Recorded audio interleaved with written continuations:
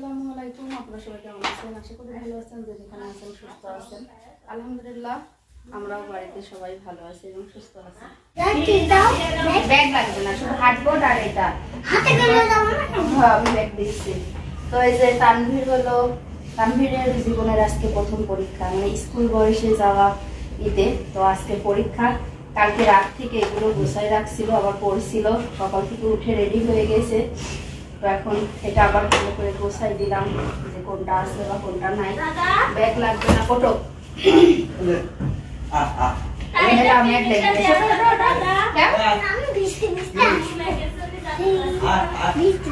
বসো, আগে ভালো করে বসো।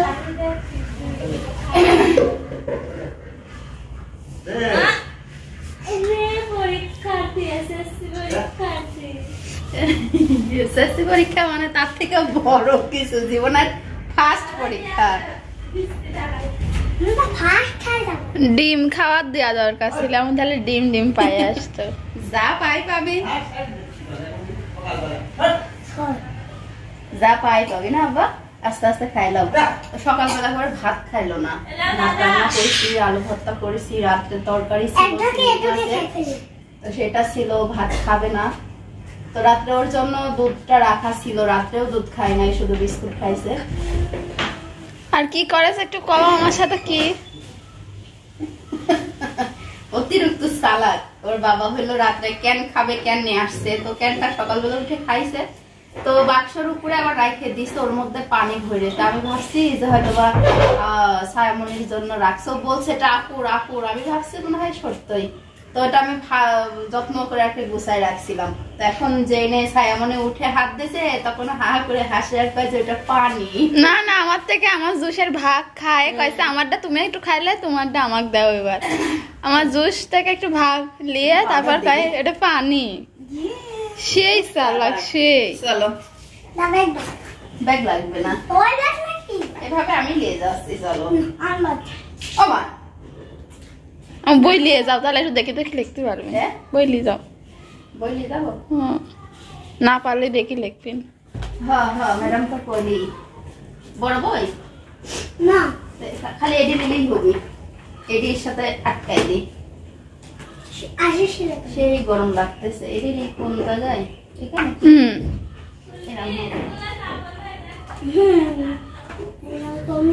না রে বাবা, উল্টা হইল। এই যে বইটাও ছিঁড়ে ফেলাইছে, মানে এত দুষ্টু। আমার সায়ামনি ওর মামা একটা বই কিনে দিছিল, তো সেই একটা বই থেকেই সায়ামনি হলো পড়া শিখে গেছে।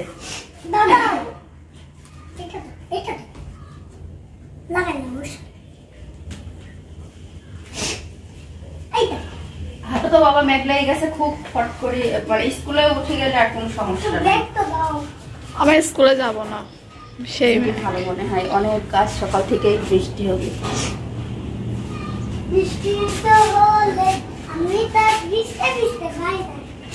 এগুলি গুছাও, আর ওখানে ভাত রাখা আছে, খাইলাও।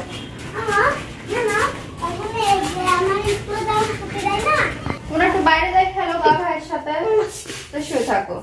তো যে রাত্রে যে মানে সকালে অনেক হলো ইয়ে হয়েছিল, বাতাস। তো আমার শাশুড়ির কলা গাছ ছিল আর একটা কাঁচকলা, তো সেটাও ভেঙে গেছে। তো কলাগুলো কিন্তু এখনো পোক্ত হয় নাই, অনেকটা জালি কলা। তো দিল, তো দেখি রান্না করা যায় কিনা আজকে। দেখাবো তরকারি বার করিলি সরো।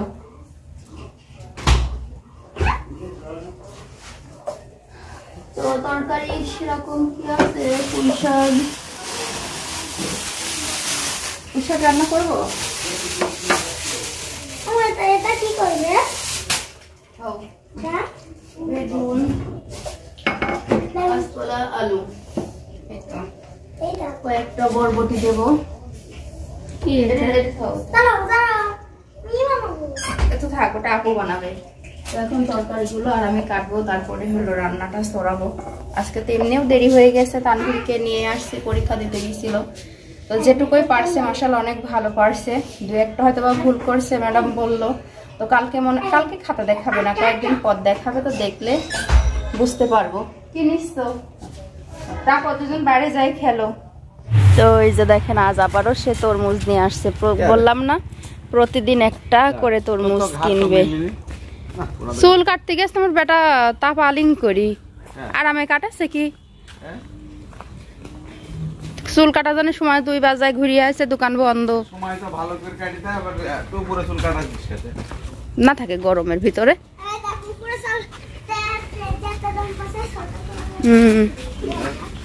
ছেলে চুল কাটে আসছে বাবার পছন্দ হয় নাই উপরে কাটে দিছে।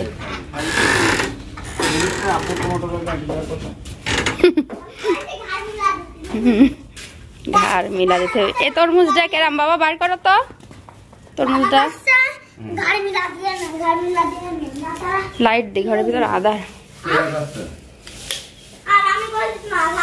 তাহলে এখানে নিচে থাও নিচে থাও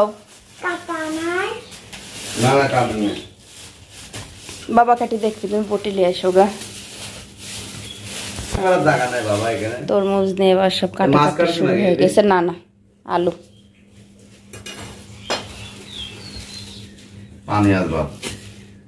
দেখেই বোঝা যাচ্ছে দেখেন কতটা লাল অল্প একটু করে নিয়ে আসছে তাই বোঝা যাচ্ছে। তাহলে এবার তরমুজ খাই অনেক মজা পাইলাম।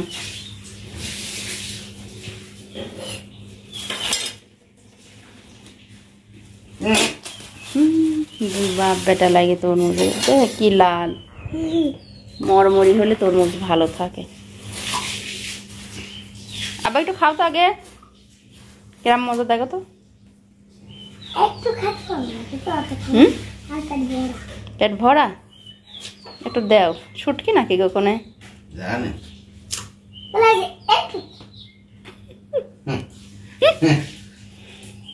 তোর বাবা পারলো না খাইতে কি অবস্থা তরমুজ লিয়ে তুই বাপ বেটার কি করো? তো এই যে এখন সন্ধ্যাবেলা আজকে সেভাবে কোনো কিছু আপনাদের শেয়ার করা হয় নাই। তো আপনাদের ভাইয়া অনেকটা বাদাম নিয়ে আসছিল পুরো এই পলিথিনটা ভরা। তো তখন বলছিলাম দুপুরে নিয়ে আসছিল তো বলছিলাম যে এখন খায়ও না তো সন্ধ্যাবেলা বসে খাওয়া যাবে। তো আমার ছেলেটা এত পরিমাণ খাদক তো পুরো পলিথিনটা ছিল আর এখন দেখেন মনে হয় যে 10 টাকার বাদামও নাই। তারপরে এটা লুকায় রাখছিলাম যে অনেকটা বাদাম আনছে বাদাম ভর্তা দিয়ে কিন্তু খিচুড়ি খাইতে অনেক ভালো লাগে তো সেটা খাবো। এখন দেখি যে দুপুরে খাওয়া দাওয়া করছিলাম চিংড়ি মাছ দিয়ে আলু বেগুন দিয়ে রান্না করছিলাম মসুর ডাল দিয়ে পুঁই শাক রান্না করছিলাম।